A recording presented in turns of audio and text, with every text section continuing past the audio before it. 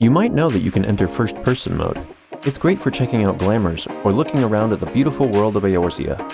But it's also great for getting into the fight. I had 3 friends join me on a Skyrim-esque adventure through Sastasha as part 1 of an insane series. But my recording suffered from frame rate issues for some reason.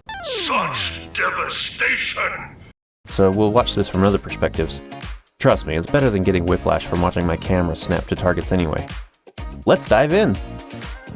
Okay, so the first thing you notice is just how limited the camera is. You can't see your party half the time. You can barely see what's in front of you. What did I get us into? I try to pick up enemies the normal way, but I use target nearest enemy instead of tab cycling, so oh my, that was a disaster. I just gave up and used AoE to hit things half the time because I couldn't see what was around me.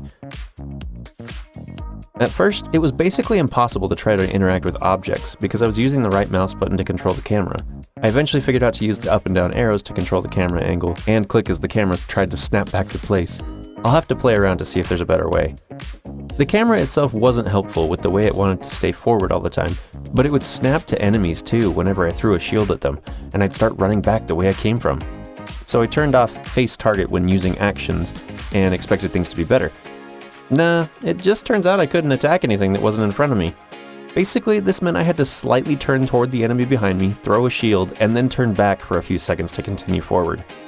There were so many enemies in this section that I couldn't tell what was going on. The enemy list was beyond full, so I basically just had to double back and hit everything I could with AoE.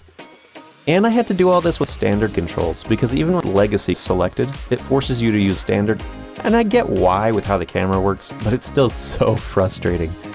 Our healer could barely ever see me, so thank the 12 for the party list. Someday we might run without the HUD for a true immersive experience, but that's gonna be a bit. All good so far though, only one half wipe in all the chaos. When facing just one small boss, it's actually not too bad for ranged players. But melee is a whole new trip, being unable to really tell where the telegraphs are. I had no idea how far back I needed to be, and walking backwards is terrible. And now it's time for another big pull. You can see me zigzagging around because I have terrible control while trying to pick up all these enemies. And can we talk about how ridiculous this looks? If you were a 3-foot tall dude facing an entire field of visions worth of bloodthirsty pirates, I don't care who you are. That's a need new pants moment. And again on this next pull, there are literally just dudes everywhere, and I still have no way to see anything. Our healer is just throwing out heals because neither of us can tell if there are telegraphed attacks that are hitting me harder. Finally, we reach the last boss, Cake. There's one telegraphed attack to dodge, and that's not hard. What was really cool about this fight was seeing the melee limit break right up close. Unfortunately, with my corrupted recording, this is all I can give you, but it was sweet.